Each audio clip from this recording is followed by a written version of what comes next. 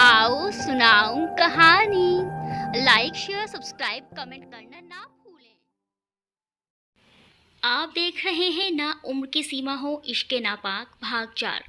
Hello प्यारे दोस्तों, कहानी को प्यार देने के लिए आपका दिल से आभार। हमारे कुछ दोस्तों को युवराज और श्रद्धा के बीच उम्र का इतना ज़्यादा फासला होने पर ऐतराज़ है। तो प्यारे दोस्तों, कहानी का चौथा भाग शुरू करने से पहले आपका ऐतराज़ थोड़ा दूर करने की कोशिश करते हैं। दोस्तों, इस तरह की ये हमारी पहली कहानी है और कहानी में आगे बढ़ते हुए आपको उम्र के इतने फासला रखने का मतलब भी समझ आ जाएगा। अगर युवराज की उम्र कम होती तो ये कहानी बनना संभव नहीं था। हो सकता है आगे कुछ पॉइंट्स में आपको एतराज़ भी हो, लेकिन जैसे जैसे कहानी आगे बढ़ेगी आपके सारे पॉइंट्स क्लियर होते चले जाएंगे। ना उम्र की सीमा हो इश्क नापाक, मोहब्बत, आंसू, जख्म, दर्द, धोखा और बेवफाई की अनूठी कहानी एक अलग अंदाज में है। इस कहानी में समाज के कुछ ऐसे पहलुओं को भी उभारने की कोशिश की गई है जो बंद दरवाजों के पीछे छुपे होते हैं। तो आगे आगे देखिए होता है क्या। श्रद्धा, मैं तुमसे प्यार करता हूँ और तुम मुझसे। जब हम दोनों एक दूसरे पर भरोसा करेंगे, एक दूसरे के साथ ईमानदार रहेंगे, तब तक हमारी शादी में कोई समस्या नहीं आएगी। हमारी ज़िंदगी में कब क्या होगा ये किस्मत नहीं, हमारे फैसले तय करते हैं। एक गलत फैसला ज़िंदगी बर्बाद कर देता है और एक सही फैसला ज़िंदगी आबाद। युवराज की बात पर श्रद्धा ने हाँ में गर्दन हिला दी, पर उनकी रातें अधिकतर घर के बाहर ही गुजरती थी। पार्टियों में जाना उसे पसंद था, देखने में आकर्षक था, पास में पैसा था, लड़कियों की उसे कोई कमी नहीं थी। कई लड़कियों के साथ वो गंभीर भी रहा, लेकिन बात शादी तक कभी पहुंच ही नहीं पाई। शायद उसे जिसकी तलाश थी वो अभी तक उसे मिली नहीं थी। युवराज के घर में शादी की तैयारियां जोरों शोरों से चल रही थी। शादी में कुछ ही समय बचा था। श्रद्धा जिस तरह से निया और रुद्र के साथ घुल मिल गई थी, ये काया को बिल्कुल भी पसंद नहीं आ रहा था। जो निया उसकी राय के बिना एक रुमाल तक नहीं खरीदती थी, वो आज उसे छोड़ श्रद्धा की पसंद से कपड़े खरीद रही थी। काया को अपना वर्चस्व खतरे में पड़ता नजर आ रहा था। युवराज के परिवार के सिवा उसको कोई अपना भी तो नहीं था। अपनी आधी जिंदगी उसने इस घर को संभालने में लगा दी थी। इस घर के सिवा उसके पास जाने के लिए कोई जगह भी नहीं थी। उसकी अहमियत तभी तक थी इस घर में जब तक बच्चों को उसकी ज़रूरत थी। निया 18 साल की होने वाली थी और रुद्र भी बड़ा हो रहा था। देखा जाए तो उन्हें संभालने के लिए अब नैनी की ज़रूरत नहीं थी। उसे डर लगने लगा था अगर बच्चों की नज़र में उसकी अहमियत खत्म हो गई तो वो कहाँ जाएगी। जिस घर में इतने साल गुजारे हों, जिस परिवार को अपना परिवार माना हो, उसके बिना वो अकेले कैसे रह पाएगी। वो मन ही मन सोच रही थी अगर श्रद्धा युवराज के जीवन में नहीं आती तो सब कुछ पुराने तरीके से चलता रहता, बिना किसी अवरोध के। वो सब मिलकर एक परिवार की तरह रहते, एक दूसरे के साथ वक्त बिताते। श्रद्धा ने बीच में आकर सब खराब कर दिया। अब युवराज, श्रद्धा, निया और रुद्र एक परिवार के सदस्य हैं और वो सिर्फ बच्चों की नैनी। उसे लग रहा था जैसे श्रद्धा ने आकर उससे उसका परिवार छीन लिया हो। शादी से 2 दिन पहले सभी गोवा पहुंच गए थे। माना युवराज की दूसरी शादी थी, लेकिन श्रद्धा की तो पहली शादी थी। रश्मिका अपने बेटी की शादी सारी रस्मों के साथ करना चाहती थी। युवराज पहले तो इस बात के लिए तैयार नहीं थे, लेकिन श्रद्धा के कहने पर मान गए थे। श्रद्धा का उत्साह देखकर युवराज के भीतर का उत्साह भी जाग गया था। श्रद्धा और युवराज की हल्दी मेहंदी संगीत का कार्यक्रम हो चुका था। सबने मिलकर उनका खूब आनंद उठाया था। निया और रुद्र तो बहुत खुश थे। ये पहली शादी थी जो उन्होंने इतने करीब से देखी थी। काया खुश होने का अभिनय बखूबी कर रही थी। वरुण शादी के दिन ही पहुंचा था। शादी के दिन युवराज शेरवानी में किसी राजा से कम नहीं लग रहे थे और श्रद्धा गुलाबी रंग के लहंगे में स्वर्ग से उतरी अप्सरा सी लग रही थी। युवराज के साथ साथ जितने भी लोग शादी में मौजूद थे, सबकी निगाहें श्रद्धा पर आकर ठहर गई थी। वरुण तो उसे दुल्हन के रूप में पहचान ही नहीं पाया था। वो इतनी खूबसूरत और अलग लग रही थी कि कुछ सेकंड्स के लिए उसकी नज़र उसके चेहरे पर ही अटक गई थी। वो एकटक श्रद्धा को निहारे ही जा रहा था। तभी काया ने धीरे से उसके कान में कहा, अपने पिता समान अंकल की पत्नी को इस तरह से घूरना अच्छी बात नहीं है वरुण। ये सुनकर वरुण का मुंह बन गया। मुझे मालूम है ये बात काया आंटी, मेरी याददाश्त आपकी तरह कमज़ोर नहीं है। शायद आप भूल गई हैं कि अंकल मुझे अपना बेटा मानते हैं और आप सिर्फ उनके बच्चों की नैनी हैं। वैसे अंकल की पत्नी होने के नाते श्रद्धा रिश्ते में मेरी आंटी लगी और अपनी आंटी को देखना कोई गुनाह नहीं है। मतलब क्या है तुम्हारा? मतलब जो आप समझ रही हैं। अपनी नौकरी बचाने के बारे में सोचिए, आपकी नौकरी खतरे में पड़ सकती है। बच्चों को उनकी नई माँ जो मिल गई है। वरुण के होंठों पर पसरी मुस्कुराहट ने काया को गुस्सा दिला दिया था। वो मन ही मन बुदबुदा रही थी, देखते हैं वरुण इस घर में कौन जाता है, मैं या तुम। शादी की सारी रस्मों के पूरा होने के बाद रश्मिका श्रद्धा को युवराज के कमरे में ले आई थी। उसे उन्होंने गले से लगाकर प्यार किया और ढेर सारा आशीर्वाद दिया। शादी को लेकर कुछ ज़रूरी बातें समझाई और फिर वो चली गई।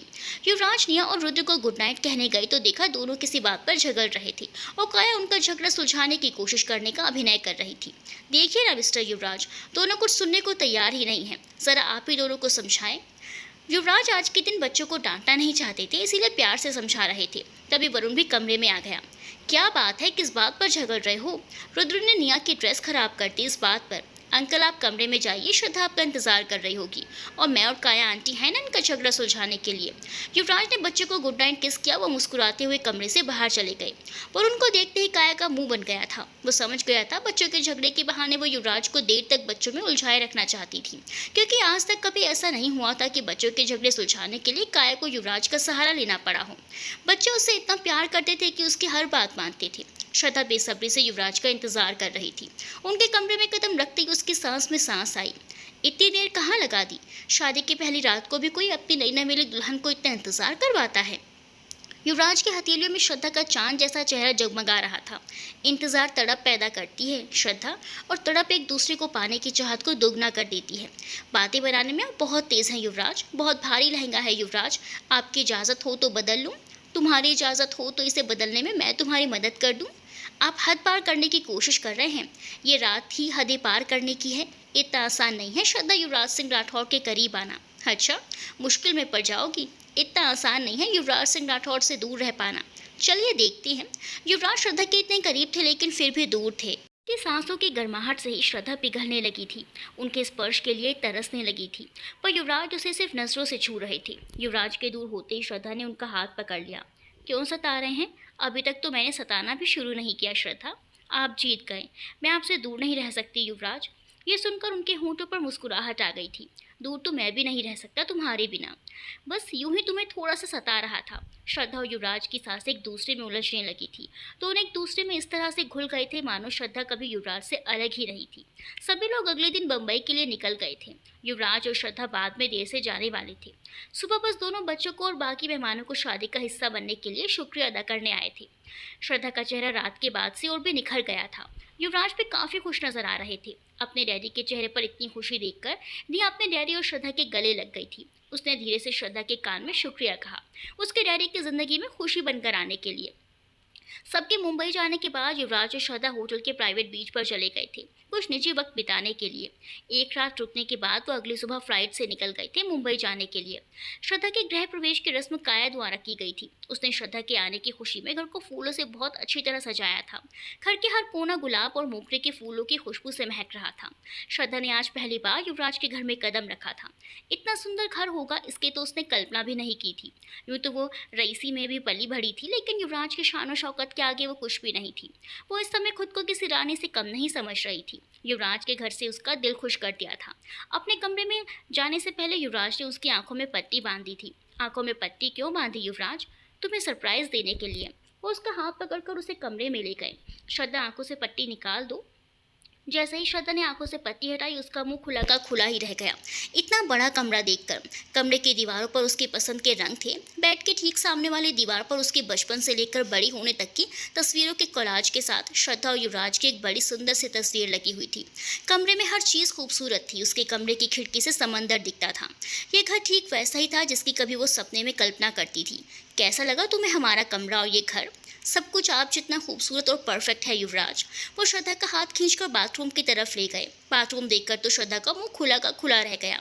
उसका बाथरूम ही उसके अपने घर वाले कमरे की साइज़ का था। सफ़ेद और सुनहरे रंग से चमचमाता हुआ बहुत ही आलीशान लग रहा था।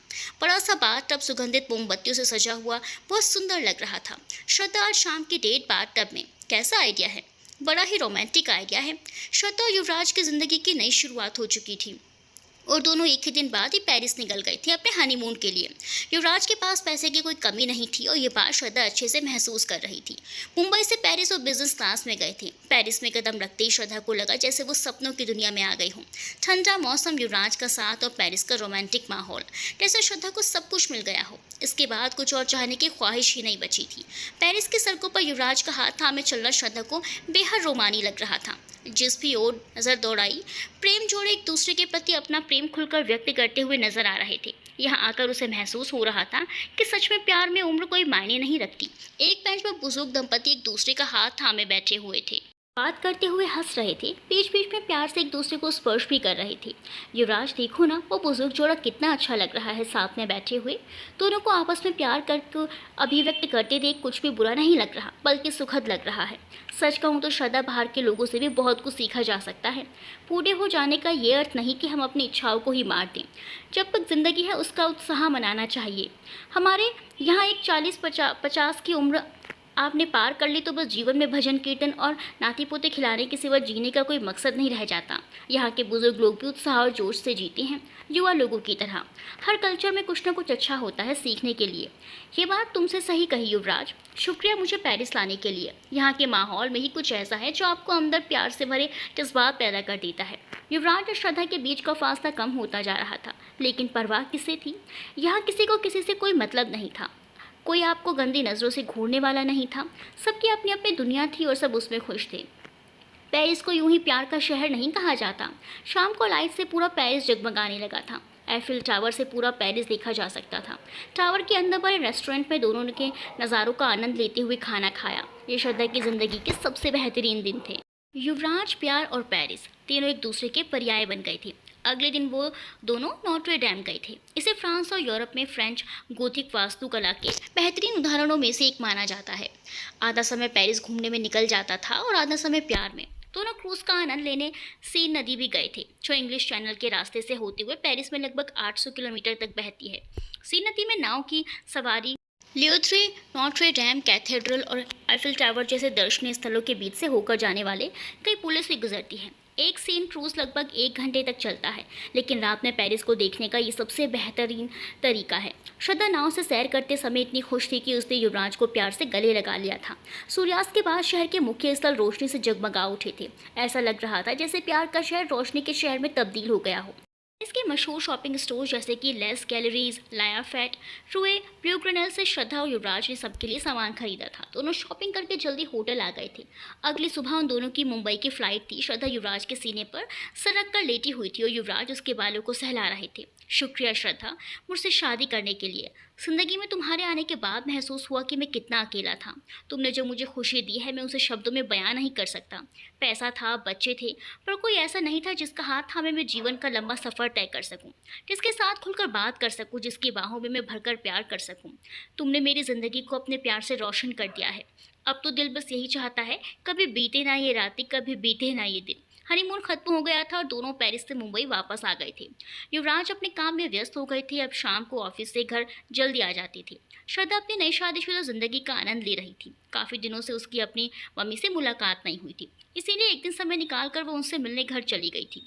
रश्मिका ने उसे देखते ही गले से लगा लिया था। वो उसका चेहरा बड़ी बारीकी से देख रही थी। क्या हुआ मम्मी, आप मुझे ऐसे क्यों देख रही हैं?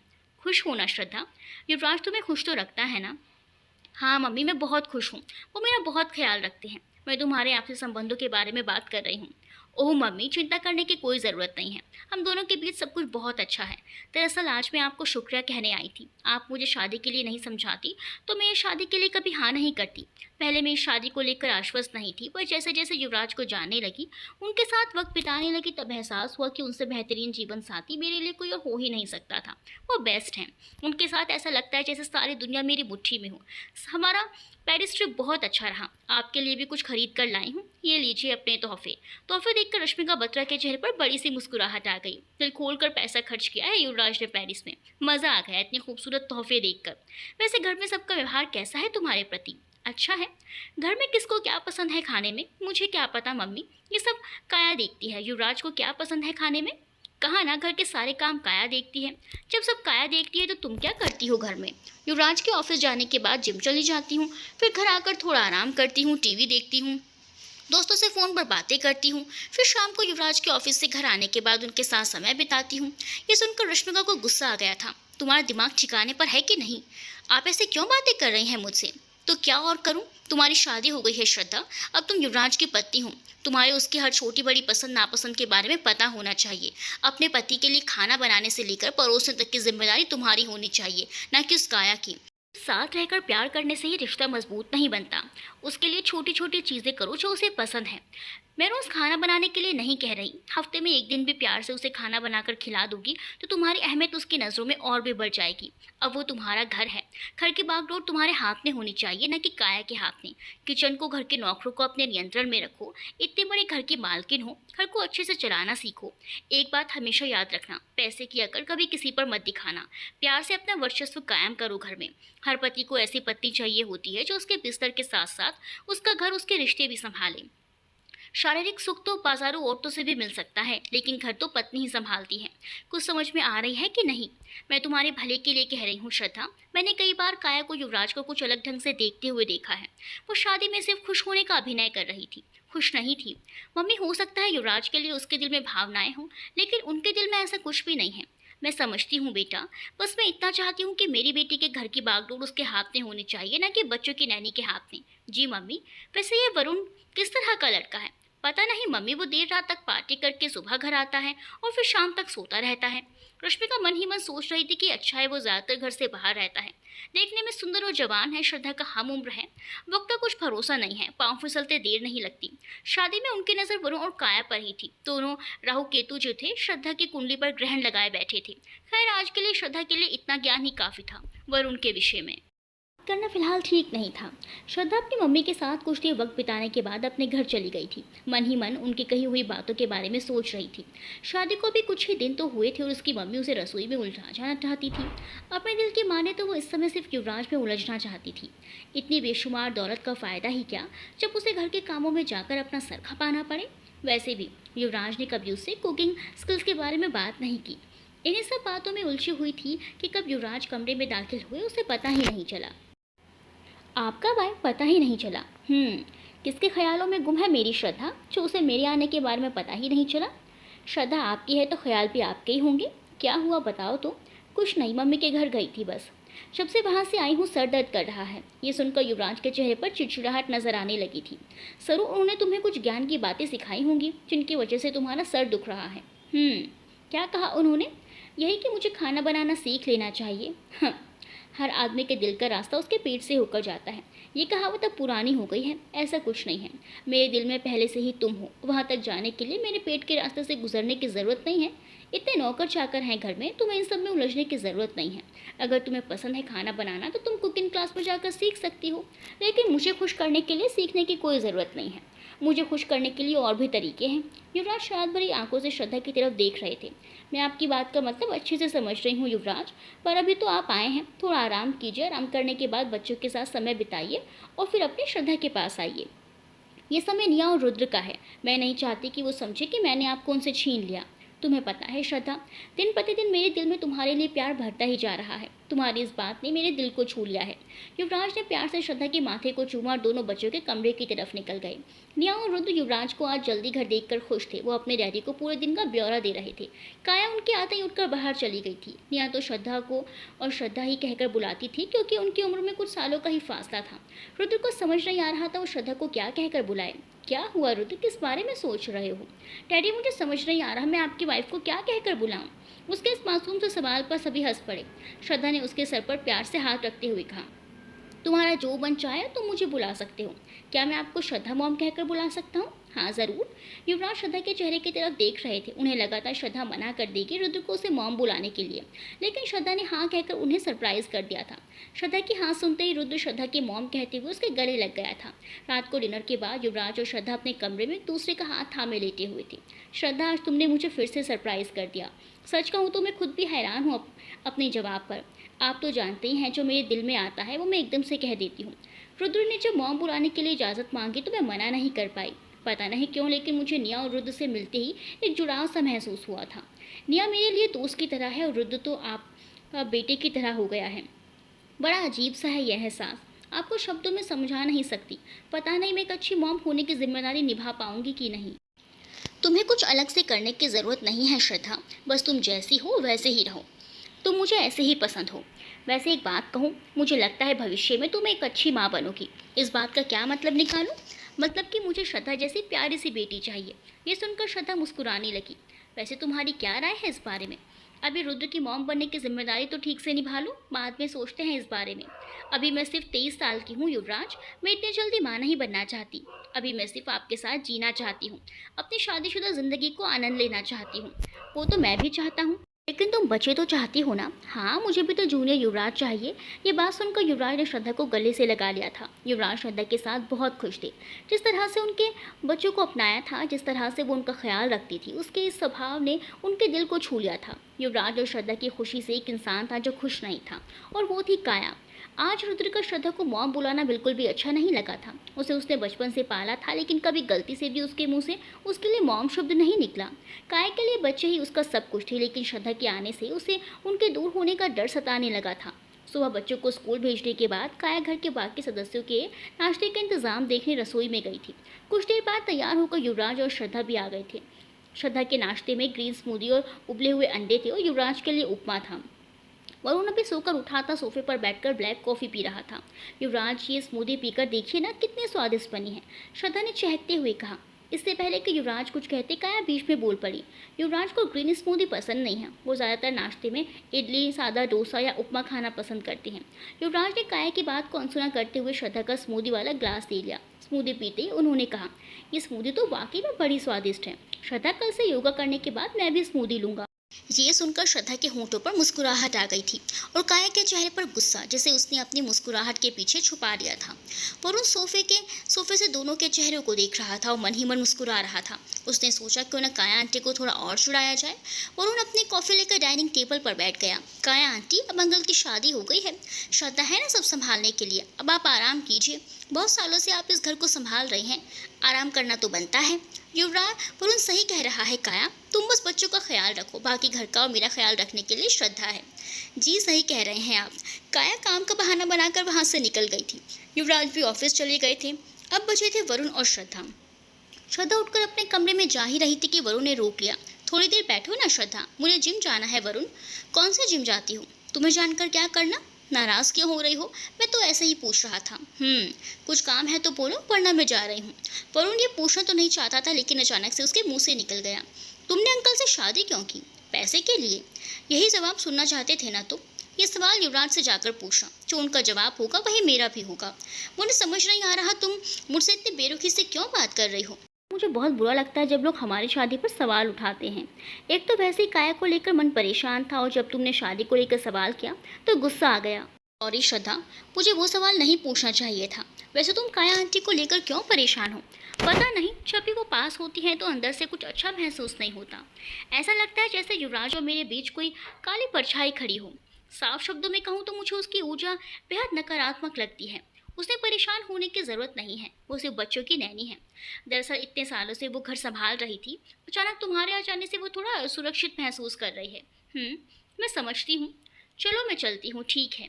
वरुण श्रद्धा को अपने कमरे में जाते हुए देख रहा था और मन ही मन सोच रहा था, अंकल यूं ही दीवाने नहीं हुए श्रद्धा के पीछे, इसमें बात तो है। घर के साधारण कपड़ों के में बिना मेकअप के भी इतनी आकर्षक लग रही है। जुबान पर काश शब्द आने ही वाला था, जिसने उसे रोक दिया। काया ने कई बार वरुण को श्रद्धा को घूरते हुए देखा था। उसके देखने के नज़रिए से वो समझ गई थी कि चिंगारी सुलगने के इंतजार में है। वो मन ही मन बुदबुदा रही थी, चिंता मत करो वरुण, इस आग को सुलगाने का काम मैं करूंगी। मैंने निया और रुद्र को अपने बच्चों की तरह पाला है, इस घर का ख्याल परिवार के सदस्य की तरह रखा है। मैं सिर्फ नैनी नहीं हूँ, मैं इन बच्चों की माँ हूँ, और ये मेरा परिवार। श्रद्धा जिम के पास सीधा युवराज के ऑफिस में चली गई थी। वो मीटिंग में व्यस्त थे। खैर, उनके सेक्रेटरी देवेंद्र ने उन्हें श्रद्धा के आने की खबर कर दी थी। श्रद्धा को ज़्यादा इंतजार नहीं करना पड़ा। युवराज ने मीटिंग जल्दी खत्म कर दी थी। उनके कैबिन में कदम रखते ही वो युवराज के गले से लग गई। क्या हुआ श्रद्धा, सब ठीक तो है? कुछ नहीं, बस मेरा मूड ठीक नहीं है। मैंने सोचा आपसे मिलकर मूड अच्छा हो जाएगा, इसीलिए मिलने ऑफिस आ गई। चलो अच्छा है, लंच करने बाहर चलते हैं किसी अच्छी जगह पर। वैसे तुम्हारा मूड क्यों खराब है? काया की वजह से? मुझे लगता है काया आपको चाहती है, पता नहीं, उसको देखकर अंदर से कुछ सही महसूस नहीं होता। पागल हो तुम, वो मुझे चाहती है या नहीं ये मैं नहीं जानता। उसने मेरे बच्चों को माँ का प्यार दिया है, बस इस वजह से मैं उसकी इज्जत करता हूँ। तुम्हें उससे जलन महसूस हो रही है, इसलिए तुम ऐसा महसूस कर रही हो। वैसे मुझे अच्छा लग रहा है तुम्हारा ये रूप, इसका मतलब तुम मुझसे हद से ज़्यादा प्यार करने लगी हो। मुझे काया से कोई जलन महसूस नहीं होती, पर जो महसूस होता है उससे मैं आपको शब्दों में समझा भी नहीं सकती। श्रद्धा, मेरी ज़िंदगी में तुम्हारी जगह कभी कोई और नहीं ले पाएगा। युवराज, मेरी ज़िंदगी में भी कभी आपकी जगह कोई और। इससे पहले कि श्रद्धा अपना वाक्य पूरा करती, वरुण मुस्कुराता हुआ कैबिन में दाखिल हो गया और श्रद्धा की बात अधूरी रह गई। Hello uncle. ओह, श्रद्धा भी यहाँ पर है। मैंने आप दोनों को कहीं डिस्टर्ब तो नहीं कर दिया? अरे नहीं नहीं, बैठो ना, सही समय पर आए हो। अभी बस लंच ही ऑर्डर करने वाले थे। श्रद्धा ने युवराज की तरफ देखा तो उन्होंने आंखों ही आंखों में चुप रहने का इशारा किया। एक तो पहले से ही मूड खराब था और अब वरुण ने आकर मूड और खराब कर दिया था। कहाँ वो युवराज के साथ लंच पर बाहर जाने वाली थी और कहाँ अब इस कैबिन में वरुण के साथ बैठकर लंच करना पड़ेगा। ये सोच सोचकर उसे चिड़चिड़ाहट हो रही थी। लंच करने के बाद वरुण युवराज से अपने लिए नए स्टार्टअप के बारे में बात करने लगा। श्रद्धा उन दोनों के बिजनेस की बातों से बोर होने लगी थी। मैं घर जा रही हूँ युवराज, शाम को जल्दी घर आ जाइएगा। ठीक है, घर पहुँचकर मुझे फ़ोन कर देना। जी। श्रद्धा के जाने के बाद वरुण ने युवराज से सॉरी कहा, उनकी शादी पर और श्रद्धा के इरादों पर सवाल उठाने के लिए। जब आप और श्रद्धा साथ होते हैं तो कोई भी आप दोनों की आंखों को देखकर ये समझ सकता है कि आप दोनों में कितना प्यार है। निया और रुद्र के साथ भी श्रद्धा का व्यवहार बहुत अच्छा है। दोनों उसकी बहुत तारीफ कर रहे थे। कल ही निया ने कहा था कि श्रद्धा की अच्छी बात यही है कि वो उनकी माँ बनने की कोशिश करने के बजाय उनके दोस्त बनने की कोशिश कर रही है और उसमें कामयाब भी हो रही है। इससे पता चलता है कि वो साफ दिल की इंसान है और आपको कितना चाहती है। सही बात कह रहे हो वरुण, उसकी इन खूबियों से प्रभावित होकर ही तो मैंने उससे शादी की है, जबकि लोगों को लगता है कि मैंने उससे सिर्फ उसकी खूबसूरती की वजह से शादी की है। जल्दी से अपना बिजनेस शुरू करो और फिर शादी करके सेटल हो जाओ। वरुण मुस्कुरा दिया और मन ही मन सोचने लगा, अगर श्रद्धा जैसी लड़की मिल जाए तो शादी का ख्याल बुरा नहीं है। श्रद्धा को काया के घर के मामले में दखलंदाजी अच्छी नहीं लगती थी। चेहरे से या शब्दों से उसने कभी अपनी नाराज़गी व्यक्त नहीं की, लेकिन मन ही मन उसे काया को देखकर कुड़न सी महसूस होती थी। उसे ऐसा महसूस होता था कि जैसे वो घर में वो अपना एक छत्र शासन चाहती हो। वो हमेशा श्रद्धा की बात को काटने के इंतज़ार में रहती थी। वो हर बार यही साबित करने की कोशिश करती थी कि उम्र में छोटी होने के कारण श्रद्धा को घर संभालने की समझ नहीं है। इस बारे में कई बार श्रद्धा ने युवराज से बात करने की कोशिश की, लेकिन वो हमेशा उसे ही समझाने लगते थे। उन्हें काया की सहृदयता दिखती थी, लेकिन उसके पीछे छुपा काला हृदय नहीं। खैर, श्रद्धा ने कुकिंग क्लास में जाना शुरू कर दिया था, जिसे युवराज से छुपाया गया था ताकि समय आने पर वो उन्हें सरप्राइज कर सके। महीना हो गया था उसे सीखते सीखते। खाना बनाने में अब वो निपुण हो गई थी। एक शाम उसने निया और काया को बहाने से शॉपिंग के लिए भेज दिया था और रसोई की बागडोर अपने हाथों में ले ली थी। रात को खाने के मेज़ पर जब युवराज, निया और रुद्र ने अपने पसंदीदा व्यंजन देखे तो हैरान रह गए। तीनों एक साथ बोले, वाह, आज का खाना देखकर तो मज़ा आ गया है। काया भी हैरान थी खाना देखकर, क्योंकि खाना आज के मेन्यू के हिसाब से नहीं बना था। जैसे ही वो खाना परोसने के लिए खड़ी हुई, श्रद्धा ने उसे रोक दिया। काया, आप आराम से बैठिए और खाने का आनंद लीजिए। आज खाना मैं परोस देती हूँ। काया मुस्कुराते हुए अपनी जगह पर बैठ गई। श्रद्धा सबको प्यार से खाना परोस रही थी कि तब तक वरुण भी आ गया। अच्छे समय पर आए हो वरुण, हम खाना शुरू करने ही वाले थे, युवराज ने कहा और वरुण मुस्कुराता हुआ अपनी चेयर पर बैठ गया। सबको खाना परोसने के बाद जब श्रद्धा वरुण को खाना परोस रही थी तो उसकी नज़र पल भर के लिए श्रद्धा की पतली पतली कलाइयों पर जाकर ठहर गई। दूध जैसी गोरी कलाइयाँ, लंबी उंगलियाँ और उन पर चटक लाल रंग की नेल पॉलिश। आज तक लड़कियों के चेहरे और छरहरे बदन के अलावा कभी किसी और चीज़ की तरफ ध्यान ही नहीं दिया था वरुण का, लेकिन आज श्रद्धा के हाथों को देखकर वो खुद को उसके प्रति आकर्षित महसूस कर रहा था।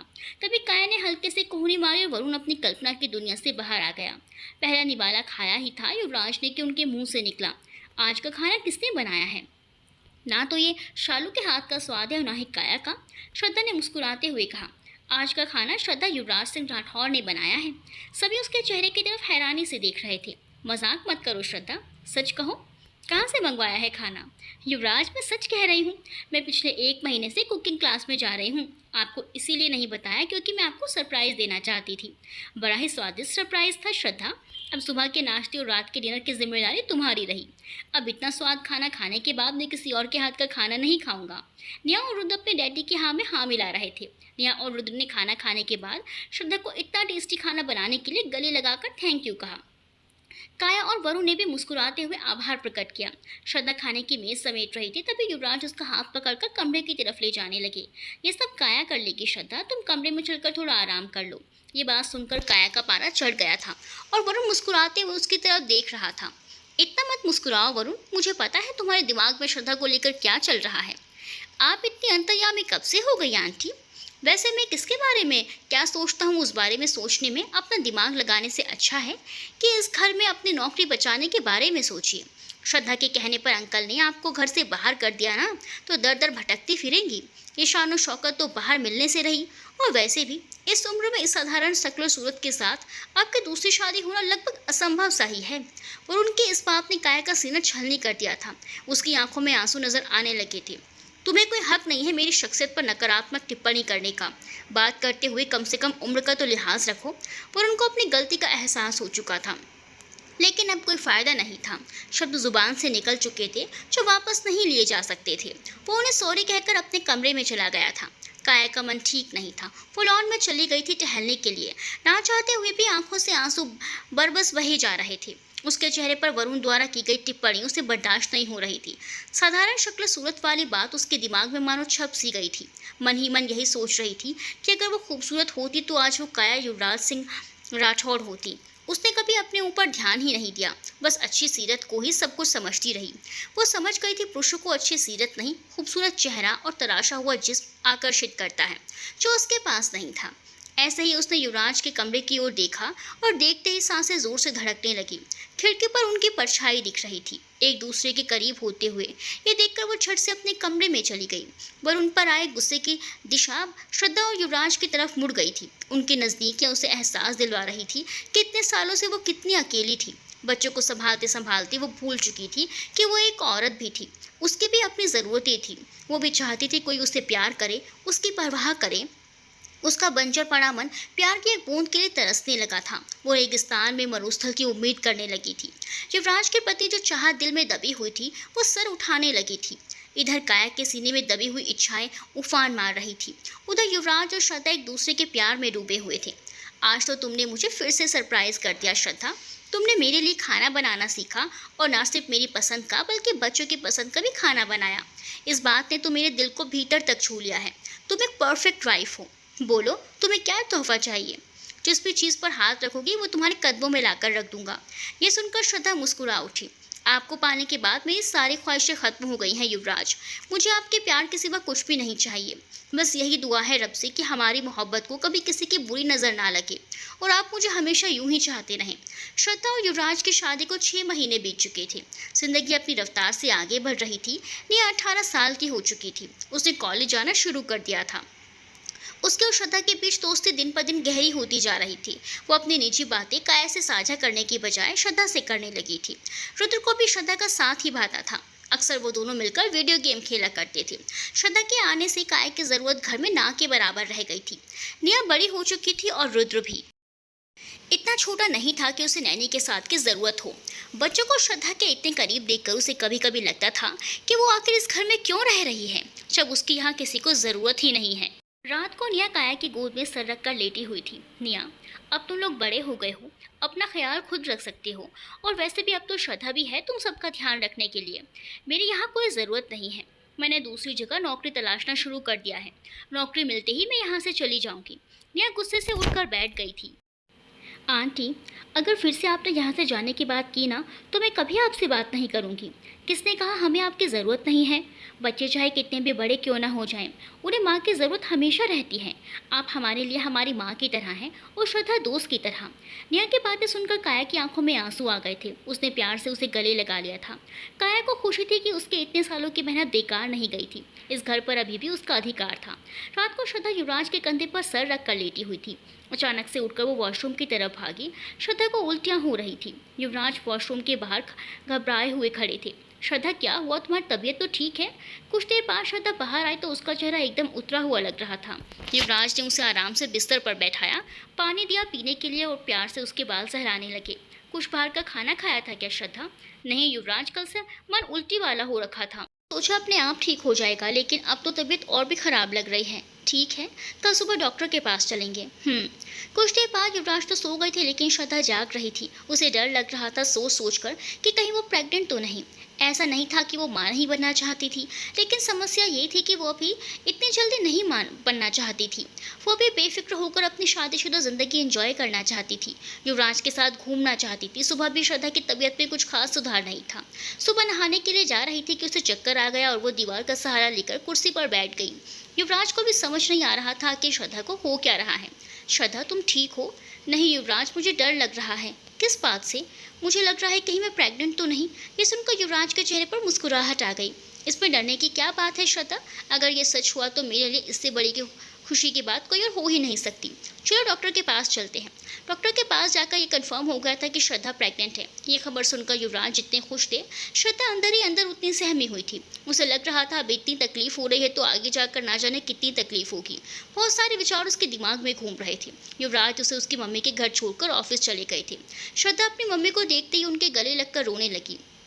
क्या हुआ श्रद्धा, ऐसे क्यों रो रही हो? कुछ बताओ कि या यूं ही रोती रहोगी? मम्मी, मैं प्रेग्नेंट हूँ। हो श्रद्धा, ये तो बहुत अच्छी खबर है। इसमें रोने की क्या बात है? मम्मी, मैं अभी माँ नहीं बनना चाहती। मुझे समय चाहिए। कितना समय चाहिए? शायद 4-5 साल। पागल हो गई हो क्या? अपनी उम्र के बारे में नहीं, युवराज की उम्र के बारे में सोचो। ये बिल्कुल सही उम्र है माँ बनने के लिए। देखने में ऐसा लगता है कि माँ बनना अपने हाथ में है, लेकिन ऐसा होता नहीं है। कई बार औरतें चाहकर भी बाद में माँ नहीं बन पाती या फिर डॉक्टरों के क्लिनिक के चक्कर लगाती रह जाती हैं। श्रद्धा पर अपनी मम्मी की बातों को कोई असर नहीं पड़ रहा था। मम्मी, मैं अबॉर्शन करवाना चाहती हूँ। ये सुनकर रश्मिका को गुस्सा आ गया था। दिमाग खराब हो गया है तुम्हारा जो अबॉर्शन की बात कर रही हो? खबरदार, अबॉर्शन का नाम भी तो लिया तुमने। समझते क्यों नहीं हो? ये बच्चा तुम्हारे युवराज के रिश्ते को और भी मजबूत कर देगा। उसकी नज़रों में तुम्हारी और अहमियत बढ़ जाएगी। तुम्हारे अबॉर्शन करवाने से तुम दोनों के रिश्ते के बीच में दरार पड़ सकती है श्रद्धा, जिसे तुम्हारे लिए भरना मुश्किल हो जाएगा। युवराज तुम्हें इसकी इजाज़त कभी नहीं देगा। युवराज मुझसे बहुत प्यार करते हैं मम्मी, वो मेरी बात ज़रूर समझेंगे। एक आदमी औरत से सिर्फ इसके खूबसूरत चेहरे और जिस्म की वजह से प्यार नहीं करता।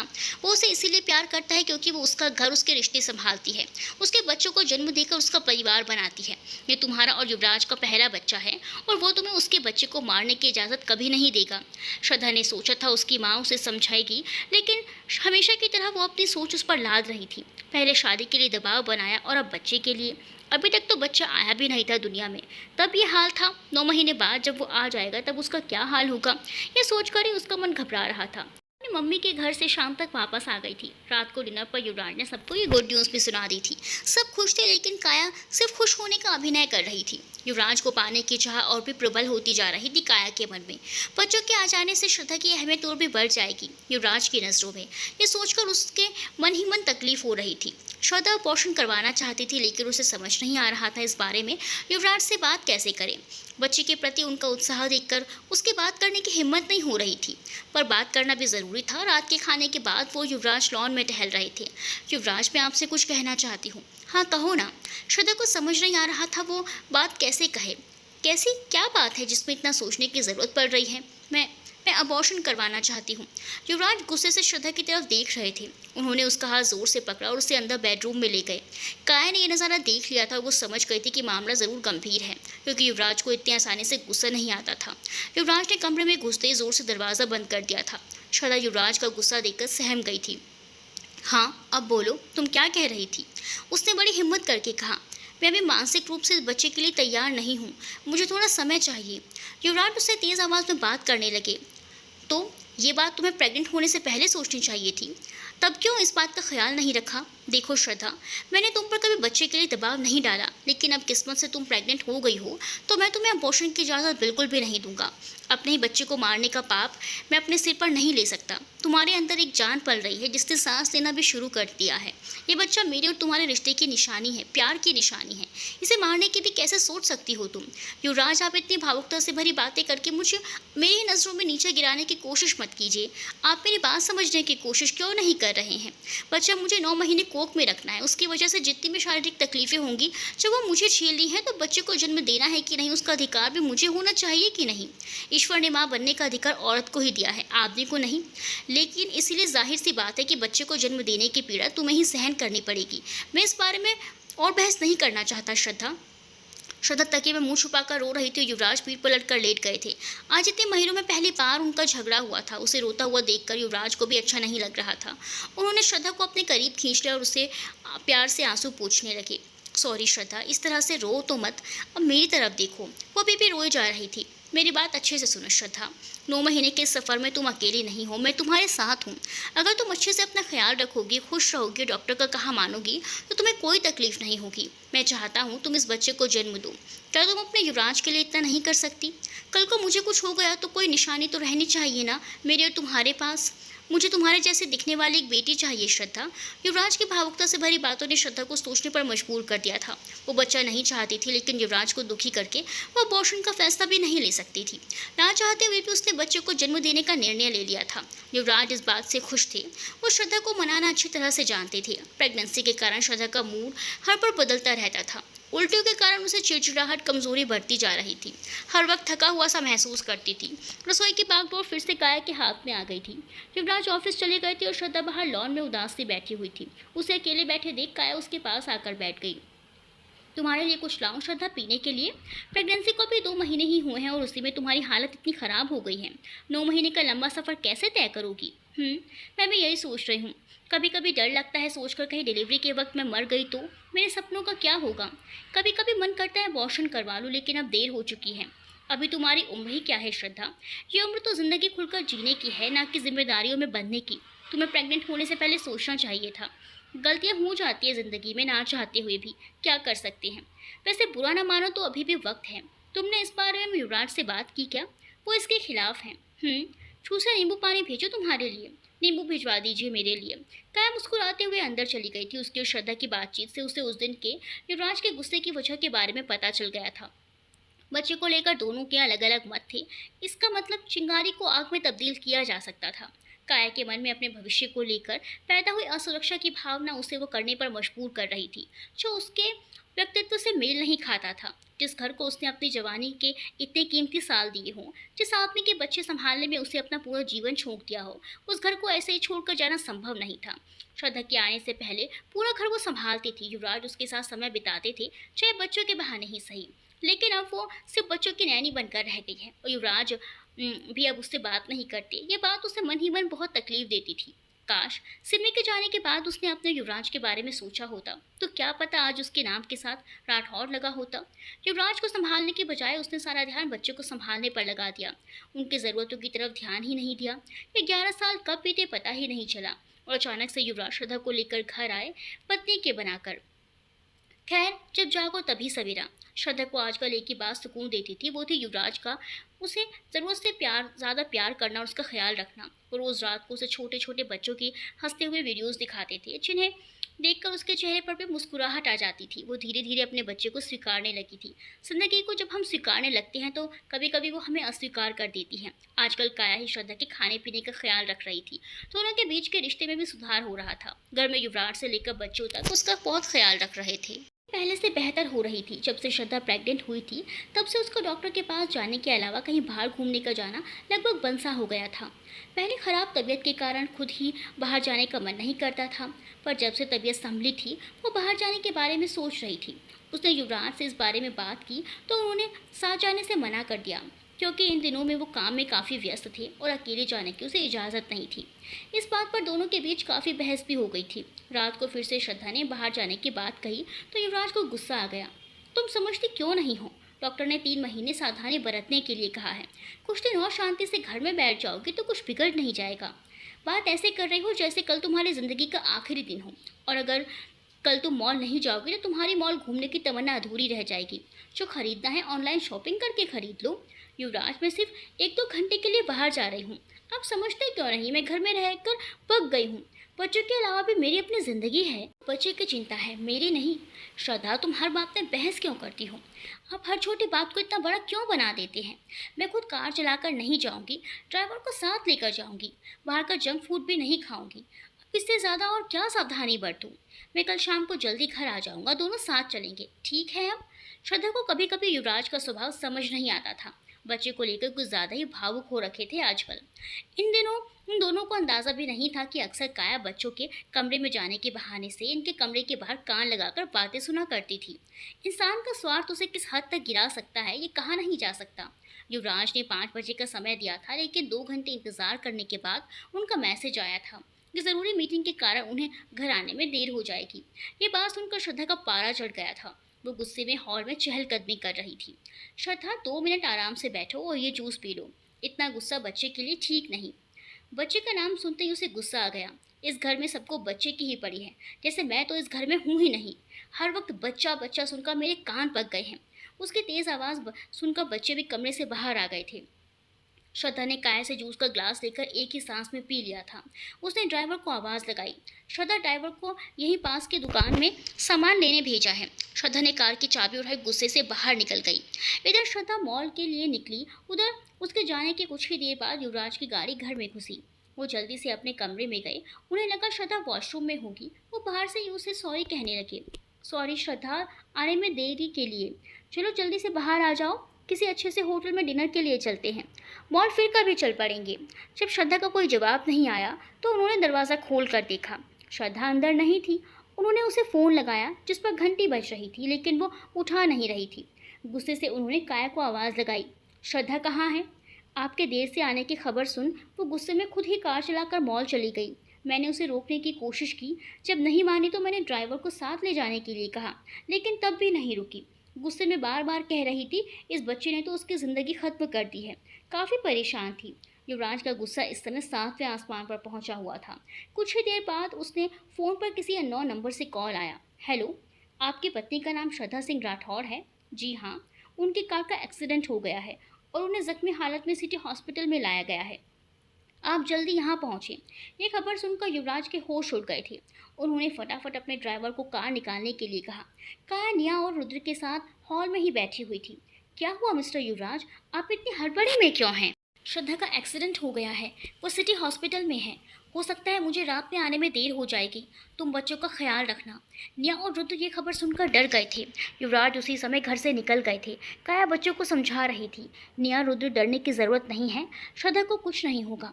वो हॉस्पिटल से जल्दी ही घर वापस आ जाएगी। बेबी को तो कुछ नहीं हुआ होगा ना आंटी? चलो आओ, सब मिलकर श्रद्धा और बेबी की सुरक्षा के लिए भगवान से प्रार्थना करते हैं। निया और रुद्र आंखें बंद करके दोनों की सुरक्षा के लिए प्रार्थना कर रहे थे। काया मन ही मन भगवान से कह रही थी, जो होता है इस दुनिया में सब आपकी मर्जी से होता है। आप जिसे चाहे बचा सकते हैं, जिसे चाहे अपने पास बुला सकते हैं। जाखो रात के साइयाँ मार सके ना कोई। श्रद्धा की हालत बहुत नाजुक थी। उसका ऑपरेशन चल रहा था। युवराज और उसकी मम्मी रश्मिका ऑपरेशन थिएटर के बाहर परेशान हालत में बैठे हुए श्रद्धा की सलामती की दुआ मांग रहे थे। ऑपरेशन खत्म होने के बाद श्रद्धा को आईसीयू वार्ड में शिफ्ट कर दिया गया था। डॉक्टर ने अफसोस जाहिर करते हुए कहा, जब श्रद्धा यहाँ ऑपरेशन थिएटर पर लाई गई थी उसका बच्चा मर चुका था। बड़ी मुश्किल से हम श्रद्धा की जान बचा पाए हैं। इस समय उसे आपके प्यार और साथ की ज़रूरत है। ये सुनते ही युवराज बाहर जाकर रोने लगे थे। रश्मिका को बच्चे के जाने का दुख था, लेकिन श्रद्धा के सही सलामत बच जाने की खुशी भी थी। वो युवराज को समझाने की कोशिश कर रही थी। यूँ दुखी मत होइए मिस्टर युवराज, ये सोचिए कि कम से कम श्रद्धा तो बच गई। उसके ठीक होने के बाद आप दोनों दोबारा बच्चे के लिए कोशिश कर सकते हैं। दोबारा कोशिश करने से क्या हो जाएगा? एक बार मिसकैरेज होने के बाद दोबारा माँ बनना आसान नहीं होता। अगर श्रद्धा ने आज मेरी बात मानी होती तो ऐसा हरगिज़ नहीं होता। रश्मिका को विश्वास नहीं हो रहा था युवराज की बातों पर। उसे अपनी पत्नी के जिंदा बच जाने की कोई खुशी नहीं थी। उसे सिर्फ अपने बच्चे को खोने का गम था। रात को युवराज घर चले गए थे। रश्मिका हॉस्पिटल में ही रुकी थी। वो हॉस्पिटल में बैठी बैठी यही सोच रही थी कि एक आदमी के विचार कितनी जल्दी बदल जाते हैं। कहाँ वो चंद महीने पहले उसकी बेटी से शादी करने के लिए बेताब था, उसे हासिल करने के लिए किसी भी हद तक जाने के लिए तैयार था। आज वही लड़की हॉस्पिटल के आईसीयू वार्ड में बेहोश हालत में पड़ी है। वो यहाँ रुकने के बजाय घर चला गया है। उसे उसके ज़िंदा बचने से ज़्यादा अपने अजन्मे बच्चे का दुख सता रहा है। युवराज शारीरिक और मानसिक रूप से इतने थके हुए थे कि घर पहुंचते ही सो गए थे।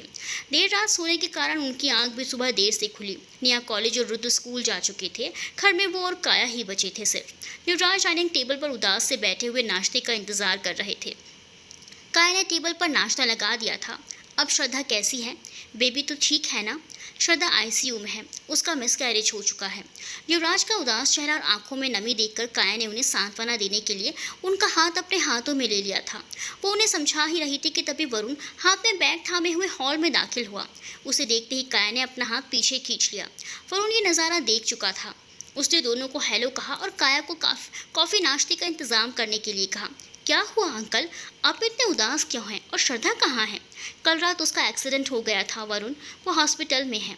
आप उसे सुबह देखने नहीं गए? नहीं, उसकी मम्मी है वहाँ पर। मेरी कुछ ज़रूरी मीटिंग्स है दिन में, शाम को जाऊँगा श्रद्धा से मिलने। इसके बाद उन्होंने ज़्यादा बात नहीं की और वो अपने कमरे में चले गए। थोड़ी देर बाद में उसकी कॉफ़ी और नाश्ता भी आ गया था। आंटी, श्रद्धा की प्रेगनेंसी का क्या हुआ? उसका मिसकैरेज हो गया है। फ़िलहाल वो आईसीयू में है। आप मिलकर आ गई उससे? नहीं, सुबह से घर के कामों में व्यस्त थी। दोपहर को जाऊंगी। और उनको श्रद्धा के लिए बहुत दुख बड़ा महसूस हो रहा था और अंकल के व्यवहार पर हैरानी। अगर उसकी बीवी के साथ ऐसा कुछ हुआ होता तो वो हॉस्पिटल से हिलता भी नहीं। खैर वो नहीं जानता था दोनों के बीच समस्या क्या है और पति पत्नी के मामले में उसके बोलने का कोई मतलब भी नहीं था। युवराज तैयार होकर ऑफिस के लिए निकल गए थे और वरुण हॉस्पिटल के लिए निकल गया था। श्रद्धा को सुबह तक होश तो आ चुका था, लेकिन अभी भी दवाइयों की वजह से हल्की नींद में थी। रश्मिका को जब अपने होश में आने की खबर मिली तो वो आंसू पोंछती हुई फटाफट आईसीयू में भागी उसे देखने के लिए। गुड मॉर्निंग श्रद्धा, कैसी हो तुम? श्रद्धा ने रश्मिका की बात को अनसुना कर दिया। उसकी आंखें युवराज को तलाश रही थी। युवराज कहाँ है मम्मी? वो रात को घर चले गए थे, आने वाले होंगे तुमसे मिलने के लिए। तुम किसी चीज़ का तनाव मत लो, सब ठीक है। श्रद्धा ने कोई जवाब नहीं दिया। रश्मिका अभी भी हॉस्पिटल में ही थी। कुछ देर बाद वरुण भी आ गया था श्रद्धा से मिलने के लिए। हेलो मिसेस रश्मिका, श्रद्धा कैसी हैं अब? वो ठीक है, बाकी पूरी रात तरह से ठीक होने में तो समय लग ही जाएगा। मिस्टर युवराज कहाँ हैं? अंकल तो आना चाहिए थे, लेकिन ज़रूरी मीटिंग्स के चलते वो नहीं आ पाए। काम खत्म होते ही वो श्रद्धा से मिलने आएंगे। रश्मिका को वरुण की बात सुनकर गुस्सा आ गया था। हद है इस आदमी की, बीवी आईसीयू में पड़ी है और ये ज़रूरी मीटिंग्स करने में लगा हुआ है। ये महज एक एक्सीडेंट था, मिसकैरेज के लिए दोष उसे देना कहाँ की समझदारी है। जो चला गया उसे वापस नहीं लाया जा सकता, लेकिन जो जिंदा है उसकी अनदेखी करना ठीक बात नहीं है। रश्मिका की बातें सही थी, लेकिन वरुण ने इस मामले में चुप रहना ही बेहतर समझा। कुछ देर तुम यहाँ रुक सकते हो श्रद्धा के पास, मैं जाकर थोड़ा फ्रेश होकर आती हूँ। ठीक है। तो वरुण का शुक्रिया अदा करके वहाँ से निकल गई। थोड़ी देर बाद वो श्रद्धा से मिलने गया तो वो आंखें बंद करके लेटी हुई थी। शरीर पर इतने जख्मों के बाद भी उसे खूबसूरत लग रही थी। जारी है तो क्या होगा वरुण का बर्ताव और श्रद्धा का रिएक्शन वरुण को देखने के बाद, और क्या युवराज हॉस्पिटल आ पाएंगे? जानने के लिए देखते रहिए ना उम्र की सीमा हो इश्क नापाक।